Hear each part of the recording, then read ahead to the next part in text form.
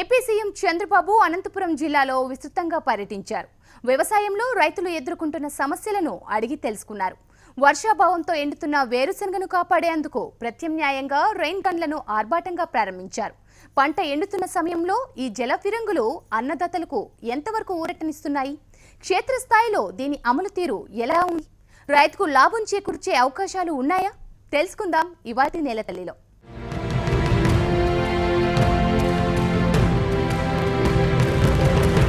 దేశంలోనే అతి తక్కువ వర్షపాతం నమోదయ్యే ప్రాంతం అనంతపురం జిల్లా. అందుకే అనంతపురం జిల్లా అంటే కరువుకు కేర్ ఆఫ్ అడ్రస్ గా నిలుస్తోంది. ఏటా కోటి ఆశలతో రైతు పంట వేస్తున్నా అనుకున్న స్థాయిలో వర్షాలు కురవక కుదేలవుతున్నాడు. ఈ ఏడు ఖరీఫ్కు ముందే వర్షాలు పడ్డా ఆ తర్వాత పరిస్థితిలో ఏ మార్పు కనిపించలేదు. తొలకరి జల్లులకే రైతన్నలు వేలాది ఎకరాల్లో వేరుశనగ వేశారు. తరువాత వరుణుడు కరుణించకపోవడంతో పంట ఎండిపోయింది. ఈ కరువు పరిస్థితుల్ని అధిగమించడానికి AP CM Chandrababu Naidu rain guns ను ప్రారంభించారు. రైతు క్షేత్రాలను పరిశీలించారు. వర్షాభావ పరిస్థితుల నుంచి పంటను కాపాడేందుకు రెయిన్ గన్లు అందించారు.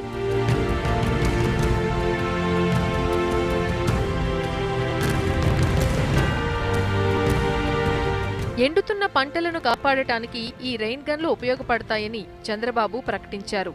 రెయిన్ గన్ల ఆపరేటింగ్ విషయంలో ప్రారంభంలో కొంత ఇబ్బంది పడ్డా కొంత స్పష్టత వచ్చిందని అన్నారు. భవిష్యత్తులో ఇబ్బందులు ఉండవని సీఎం చెప్పారు.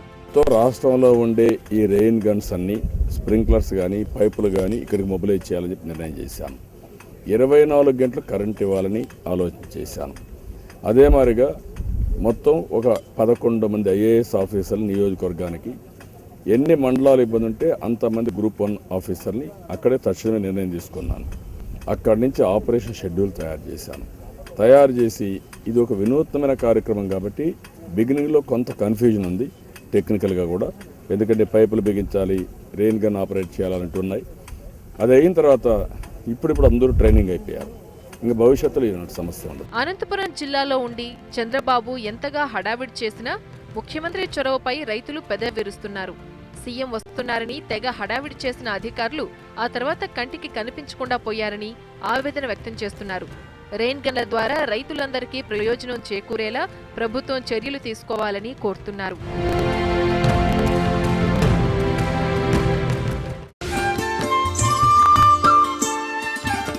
అనంతపురం జిల్లాలో వేరుశనగ పంట పూర్తిగా ఎండిపోయింది. జిల్లా వ్యాప్తంగా పంట చేతికి వచ్చే పరిస్థితి లేదని రైతులు ఆందోళన వ్యక్తం చేస్తున్నారు. సీఎం చంద్రబాబు పర్యటన తర్వాత అక్కడి పరిస్థితులు ఏమన్నా మారాయా? అనంత రైతు ఏమనుకుంటున్నాడు? మా ప్రతినిధి ప్రవీణ్ అందిస్తాడు.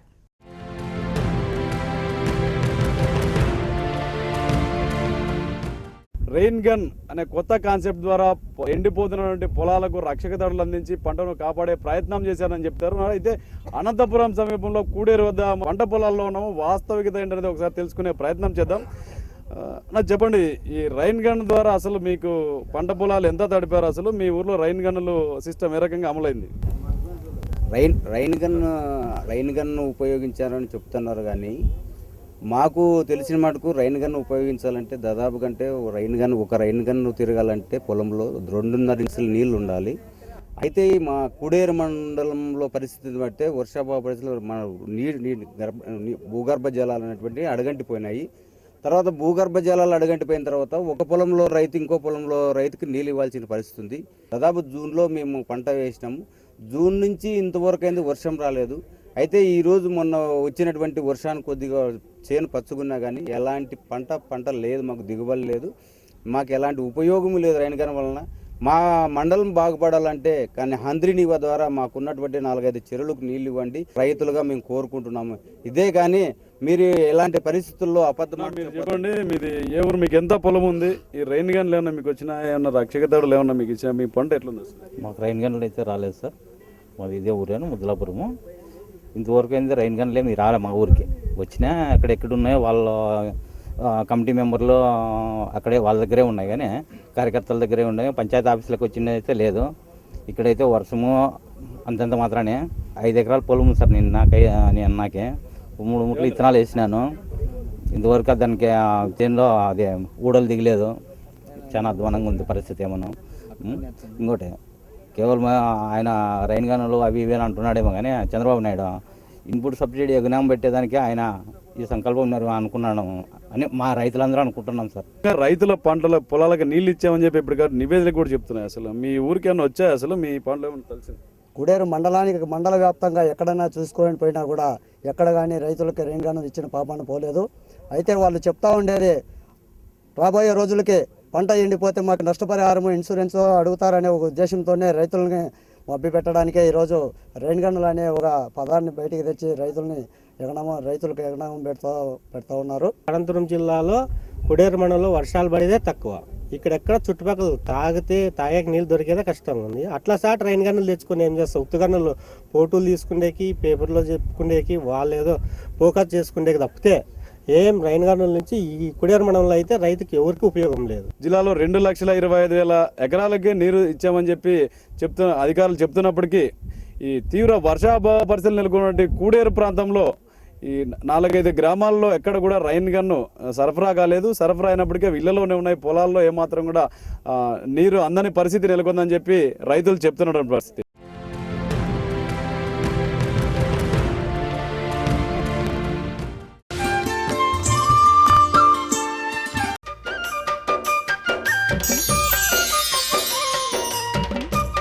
నెలతల్లి కానుకలో నిన్నటి ప్రశ్న. సోమవారం నెలతల్లి కార్యక్రమంలో అరటి రైతుపై ప్రత్యేక కథనం ప్రసారమైంది. సమాధానం కాదు. సోమవారం నెలతల్లి కార్యక్రమంలో నల్గొండ జిల్లాకు చెందిన బత్తాయి రైతుపై ప్రత్యేక కథనం మనం ప్రసారం చేశాం. సరైన సమాధానం పంపిన lucky winner Vasu from Nizamabad. Congratulations Vasu గారు. స్టెర్లింగ్ పంప్స్ వారి డిస్కౌంట్ ఆఫర్ మీకు త్వరలో అందుతోంది.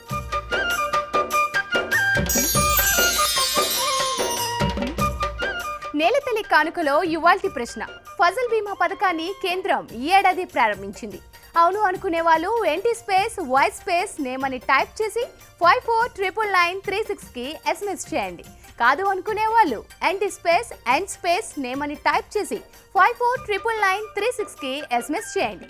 సరైన సమాధానం చెప్పండి. పంపు సెట్లపై భారీ డిస్కౌంట్లు పొందండి.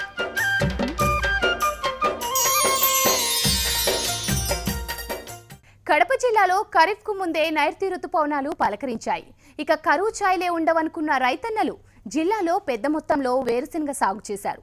ఎంతో ఆర్భాటంగా ప్రారంభమైన ఖరీఫ్ కాస్త రైతుకు కన్నీళ్లనే మిగులుస్తోంది. వర్షాభావ పరిస్థితుల కారణంగా పంట చేల్లోనే ఎండిపోతోంది. పల్లి రైతును కాపాడేందుకు ప్రభుత్వం రెయిన్ గన్స్తో రంగంలోకి దిగినా తమ నష్టాన్ని అవి తీర్చలేవంటున్నారు రైతన్నలు. అప్పులు చేసి పంట సాగు, వరుణుడి కరుణ కోసం ఎదురుచూపులు, ఎండుతున్న పంటను చూస్తూ అన్నదాత అగచాట్లు, కానరాని సాగునీటి జాడ, కొనేందుకు వీలుకాని దుస్థితి. కడప కరువు పీడిత ప్రాంతమైంది. ఏటా కరువు కాటేస్తోంది. 2 లక్షల హెక్టార్ల సాగు భూమిని 10 ఏళ్లుగా కరువు వెంటాడుతోంది. ఈసారి ఖరీఫ్ ఆరంభంలో వర్షాలు పలకరించడంతో రైతులు పంట సాగు చేపట్టారు. చివరికి ఊడల దశలో వాన లేక పంట వాడిపోయింది. పెట్టుబడి నేలపాలైంది. రైతులను ఆదుకోవాల్సిన ప్రభుత్వం ఆలస్యంగా స్పందించింది. రెయిన్ గన్స్ అంటూ ఆదుకునే ప్రయత్నం చేసినా రైతుకు జరగాల్సిన నష్టం జరిగిపోయింది.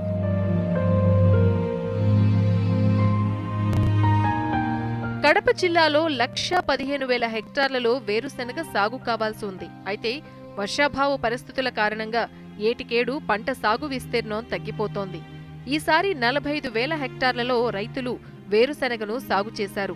మొదట్లో వరుణుడు ఊరించినా రైతుల్లో భరోసా లేకపోవడంతో పంట సాగు చేసేందుకు ముందుకు రాలేదు.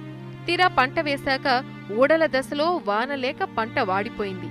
ఈసారి గడిచిన ఏడాది, అంతకుముందు ఏడాది ఇలా కడప జిల్లా వేరుశెనగ సాగురైతు కష్టనష్టాలు ఒకనాటివి కావు. గడిచిన 10 ఏళ్లుగా నష్టాలు తప్పడం లేదు. వేరుశెనగ పంట 10 ఏళ్లుగా రైతుల ఆశలపై నీళ్లు చల్లుతోంది. వాస్తవానికి ఈ పంటను కేవలం మెట్ట ప్రాంతాల్లో వర్షాధారంగా సాగు చేస్తున్నారు. దీంతో వర్షాలు లేక నష్టాలు తప్పడం లేదు.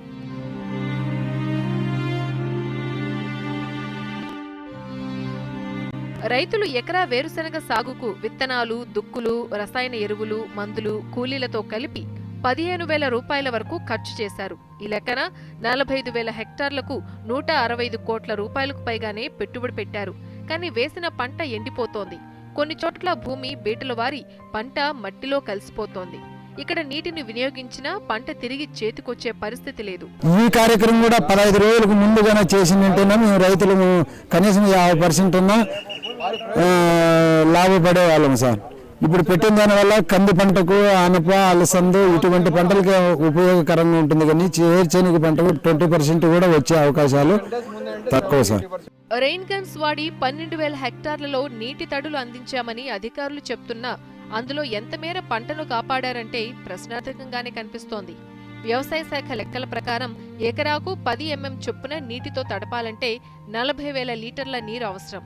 4,000 లీటర్ల సామర్థ్యం కలిగిన ట్యాంకర్లు 10 అవసరం. ట్యాంకర్ల ధర భారీగా పెరగడం, ఆశించిన స్థాయిలో అందక అధికారుల ప్రయత్నాలేవి ఫలించలేదు.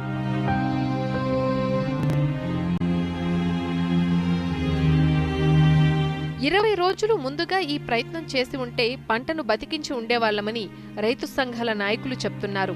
పంట దెబ్బతిన్న తర్వాత కాపాడుతామంటూ రెయిన్ గన్స్ తో నీటి సరఫరా ఆశ్చర్యంగా ఉందని రైతు సంఘాల నాయకులు చెప్తున్నారు. పంటను కాపాడే ఉద్దేశంతోనే రాయచోటి ప్రాంతంలో సీఎం పర్యటించినా ఈ పర్యటన రైతుల్లో భరోసా నింపలేకపోతోంది. రైతుకు ఆర్థిక చేయూతనందిస్తేనే నిలదొక్కుంటాడని నేతలు వివరిస్తున్నారు. ఈ రైన్ గన్ల వల్ల ఇది ముందు 15 రోజులు ముందు పెట్టినంటే పంట 50% వచ్చేది. ఇప్పటికైతే పంట ఏది రాదు. కనీసం కంది పంట, ఊడగా ఇదైతే వస్తుంది, కానీ గొడ్లకు మేత అయితే పనికి వస్తుంది, కానీ ఇప్పటికైతే రైతుకు అనేది ఆదాయం అనేది లేదు. ఇప్పటికే ముఖ్యమంత్రి సీరియస్ గా తీసుకున్న క్రమంలో వ్యవసాయ వర్గాలు ఇప్పుడు ఉరుకులు పరుగులు పెడుతున్నాయి. ఎండల తీవ్రత కారణంగా ఒకవైపు పంటకు నీరిస్తుండగానే మరోవైపు తడారిపోతున్న దుస్థితి నెలకొంది. నీరు అందుబాటులో ఉన్న ప్రాంతాల్లో మాత్రమే రెయిన్ గన్స్ తో పిచికారీ చేయిస్తున్నారు. నీటి నిల్వలు సమృద్ధిగా లేని చోట ప్రత్యామ్నాయ మార్గాలపై అన్వేషిస్తున్నారు. వన్ ఇరిగేషన్ ఇవ్వడం వల్ల నాయిస్ స్టేషన్ నుంచి క్రాప్ బయటకు వచ్చి తర్వాత కొన్ని గ్రోత్ రెగ్యులేటర్స్ ఫార్ములా 4 కానీ మ్యాక్స్ కానీ గ్రోత్ అనేది అండి 1/2 కిలో 200 ml లీటర్లో గిన్న స్ప్రే చేసుకుంటే విపరీతంగా పూర్తి వస్తుంది. తర్వాత మళ్ళీ పెగ్ ఫార్మేషన్ జరుగుతుంది. దేర్ బై మనకు క్రాప్ డ్యూరేషన్ 20 days పెరుగుతుంది. ఇది యాక్చువల్లీ 110 రోజుల పంట 120 days 110 days నుంచి 130 days అవుతుంది. సో మనం at least we can expect 60 to 70% crop ప్రభుత్వం ఆలోచన చేసి ఫస్ట్ టైం ఇది పైలట్ బేస్ మీద రాయలసీమ జిల్లాలో ఎక్కువగా చేస్తూ ఉన్నాము. పంటంతా ఎండిపోయాక అధికారులు పరిష్కార మార్గాలు ఆలోచిస్తూ ఉండటంపై విమర్శలు వెల్లువెత్తుతున్నాయి. ఇలాంటి పరిస్థితుల్లో ట్యాంకర్ల నీటి ధరలు అమాంతం పెరిగే అవకాశం ఉండటంతో రైతులు ఆందోళన చెందుతున్నారు. ప్రభుత్వం 50% మాత్రమే రాయితీ ఇస్తుండగా చితికిపోయిన తమకు అదనపు భారం తప్పదన్న భావన రైతుల నుంచి వ్యక్తమవుతోంది.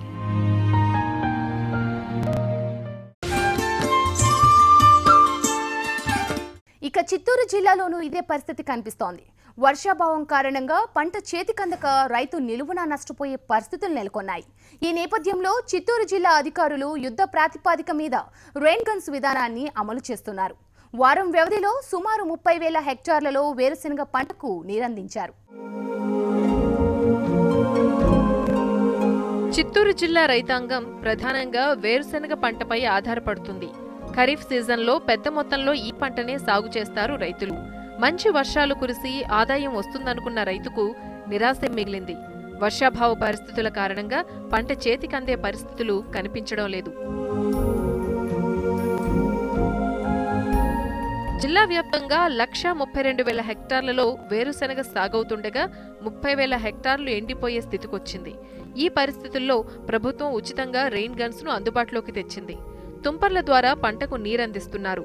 4,000 లీటర్లతో ఎకరా పొలాన్ని తడిపే సామర్థ్యం ఉన్న రెయిన్ గన్స్ తో పంటను కాపాడుతున్నారు. జిల్లాలో తీవ్ర వర్షాభావ పరిస్థితులు ఉన్న మండలాల్లో యుద్ధ ప్రాతిపదికన వీటిని వినియోగిస్తున్నారు. నీరు అందుబాటులో లేని చోట ట్యాంకర్స్ ద్వారా నీటిని సరఫరా చేస్తున్నారు. విద్యుత్, వ్యవసాయం, రెవెన్యూ, నీటి సరఫరా శాఖ సంయుక్త ఆధ్వర్యంలో ఈ కార్యక్రమం నిర్వహిస్తున్నారు. జిల్లా వ్యాప్తంగా 1,600 రెయిన్ గన్స్, 1,500 స్ప్రింక్లర్స్, 950 నీటి ట్యాంకర్లు, 875 ఆయిల్ ఇంజన్లను ఉపయోగించి 30,000 హెక్టార్లలో వేరుశెనగ పంటను కాపాడుతున్నారు. కరువు పరిస్థితులను ఎదుర్కొనేందుకు ముందుగా సిద్ధం కావాలంటున్నారు చిత్తూరు జిల్లా జాయింట్ కలెక్టర్ గిరీష. నీటిని సంరక్షించుకోవాల్సిన అవసరం ఉందన్నారు. ప్రతి రైతు తన పొలంలో నీటి గుంటలను ఏర్పాటు చేసుకోవడం వల్ల ఇలాంటి పరిస్థితుల్లో నీటిని ఉపయోగించవచ్చని అంటున్నారు. మీ అందరూ కూడా ఈ పంట కుంటలు తవ్వుకోవాలి. ఎందుకంటే దానివల్లనే మనం ఈరోజు ఈ నీటి ప్రగతి ఏముంది, పంట కుంటల వల్ల నీటి ప్రగతి చేసుకోవచ్చు. ఒకరి 5 ఎకరా ఉంటే కూడా 10 ఎకరా ఉంటే కూడా ఒక పంట కుంటలు తవ్వి ఉంటారు. అది కాకుండా మినిమం ఒక 5 ఎకరానికి ఒక పంట కుంటలాగా ఒక తవ్వాలి అని కోరుతున్నాము. మొత్తానికి రెయిన్ గన్ల గురించి ప్రభుత్వం తెగ హడావిడి చేస్తున్నా వాటి వల్ల పెద్దగా ప్రయోజనం ఉండదని రైతులు పెదవి విరుస్తున్నారు. 15 రోజుల ముందు ఈ రెయిన్ గన్లు ఇచ్చినట్లయితే వేరుశనగ పంటకు మేలు జరిగేదంటున్నారు. ఎండిన పొలంలో నీళ్లు చిలకరిస్తే పశువులకు మేత తప్ప పంట చేతికి రాదని వాపోతున్నారు.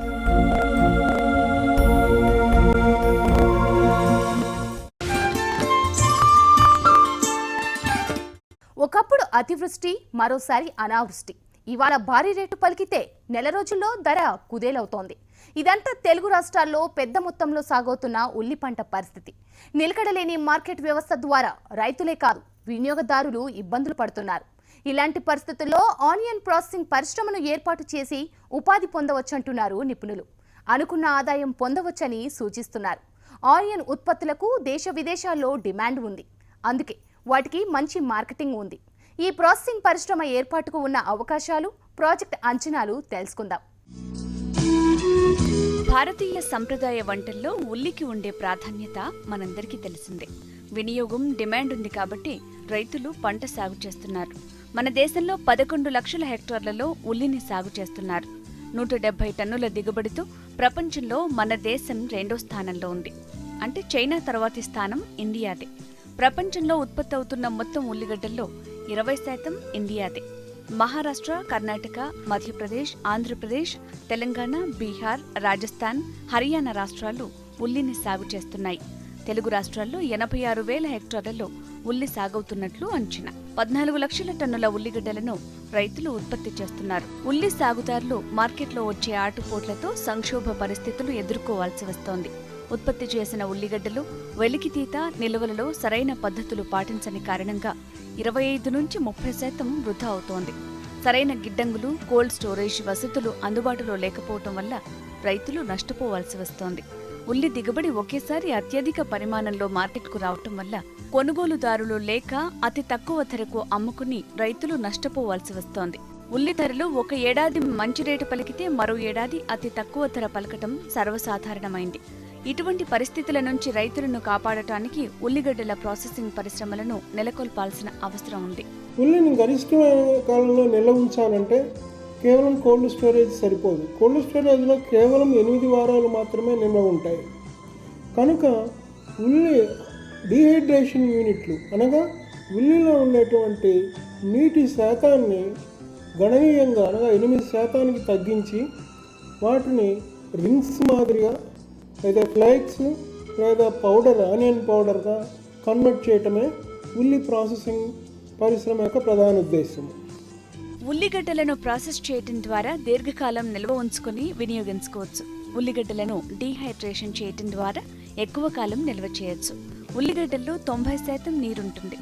ప్రత్యేక యంత్ర పరికరాలు, సాంకేతిక పరిజ్ఞానం ద్వారా ఉల్లిగడ్డలకు పైపొట్టు తీసి శుభ్రపరిచి చక్రాలుగా కత్తిరించి ప్రత్యేక డ్రైయర్ సహాయంతో నీటి పరిమాణాన్ని 8% తగ్గించాలి. దీన్నే డీహైడ్రేషన్ అంటారు. ఈ డీహైడ్రేషన్ ఆనియన్ రింగ్స్ ను ప్యాక్స్ గా, పౌడర్ గా కూడా మార్చి దీర్ఘకాలం నిల్వ ఉంచొచ్చు. టన్ను ఉల్లిగడ్డలను డీహైడ్రేట్ చేస్తే 180 కేజీల డీహైడ్రేటెడ్ ఆనియన్ ఉత్పత్తులను తయారు చేయొచ్చు. సాధారణ ప్యాకింగ్లో 6 నెలల నుంచి ఏడాది వరకు ఎప్పుడైనా వాడుకోవచ్చు. డీహైడ్రేటెడ్ ఆనియన్ రింగ్స్ ప్యాక్స్ ను 15 నిమిషాలు నీటిలో నానబెడితే తాజా ఉల్లిగడ్డల లక్షణాలు పొంది ఆహార పదార్థాల తయారీలో వాడుకోవటానికి అనుకూలంగా ఉంటాయి. పొడిని నేరుగా ఉపయోగించుకోవచ్చు. 10 కేజీల ఉల్లిపాయలు 1 కేజీ డ్రైడ్ ప్రొడక్ట్స్గా తయారవుతాయి. వీటిని ఫ్లేక్స్గా చేయటము, అలాగే పౌడర్గా చేయటం కూడా జరుగుతుంది. ఈ పరిశ్రమ వ్యయాన్ని పరిశీలిస్తే కనీస ఉత్పత్తి పరిమాణము 3 టన్నుల నుంచి 3.5 టన్నుల అనగా రోజుకు దాదాపుగా 16 నుంచి 20 టన్నుల తాజా ఉల్లిపాయలను ప్రాసెస్ చేయగలిగిన పరిశ్రమ మాత్రమే ఫైనాన్షియల్లీ వైబుల్ అని చెప్పవచ్చు. అలాంటి స్థాయి పరిశ్రమ పెట్టడానికి మొత్తం ఇన్వెస్ట్మెంట్ దాదాపుగా 5 కోట్ల రూపాయల వరకు ఉంటుంది. పరిశ్రమ వర్గాల అంచనా ప్రకారం 2014-15లో మన దేశం నుంచి 50,000 టన్నుల డీహైడ్రేటెడ్ ఆనియన్ ఉత్పత్తులు ఎగుమతయ్యాయి. నాణ్యతతో కూడిన డీహైడ్రేటెడ్ ఆనియన్ ఉత్పత్తులకు మంచి ఎగుమతి అవకాశాలున్నాయి. రెడీ టు ఈట్ ఆహార ఉత్పత్తుల తయారీ పరిశ్రమలు, ఫాస్ట్ ఫుడ్ సెంటర్లు, హోటళ్లలో ఈ ఉత్పత్తుల వినియోగం పెరుగుతోంది. గృహ వినియోగం ఇప్పుడిప్పుడే ప్రారంభమైంది. వినియోగదారుల్లో చైతన్యం వస్తే కేవలం దేశీయ మార్కెట్ పరిమాణం 40,000 టన్నుల వరకు ఉంటుందని ఆనియన్ డీహైడ్రేషన్ అసోసియేషన్ భావిస్తోంది. ఉల్లిగడ్డలను ఎక్కువగా పండించే ప్రదేశాల్లో ఈ పరిశ్రమను పెడితే లాభదాయకంగా ఉంటుంది. ఇదే పరిశ్రమలో యంత్ర పరికరాలను కొద్ది మార్పులతో రూపొందించుకుంటే బంగాళదుంప, క్యారెట్, కాలీఫ్లవర్, గార్లిక్, అల్లం, పచ్చి బఠానీలను కూడా ప్రాసెస్ చేయొచ్చు. ఈ పరిశ్రమకు ప్రభుత్వ ప్రోత్సాహం కూడా లభిస్తుంది. ఆనియన్ ప్రాసెసింగ్ పరిశ్రమ ఏర్పాటు చేయాలంటే 5 కోట్ల రూపాయల వరకు ఖర్చవుతుంది. ఇందులో స్థిర వ్యయాలు 3,95,00,000, వర్కింగ్ క్యాపిటల్ మరో 10 లక్షల రూపాయలు. లాభదాయకతను అంచనా వేస్తే మొదటి ఏడాది అమ్మకాల ద్వారా 9 కోట్ల రూపాయల వరకు వస్తాయి. ఇందులో 5 కోట్ల రూపాయల వరకు ఖర్చవుతాయి. అంటే మొదటి ఏడాది అమ్మకాల ద్వారా 3,63,00,000 రూపాయల మిగులుబాటు చూడొచ్చని నిపుణులు సూచిస్తున్నారు.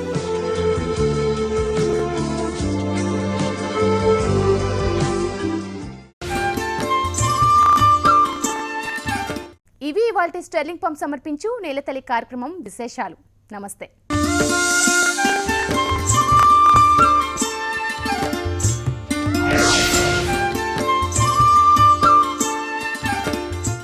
ఈ కార్యక్రమాన్ని మీకు సమర్పించిన వారు sterling submersible pump set. Sterling pump ఉందిగా అన్నదాతకు అండగా.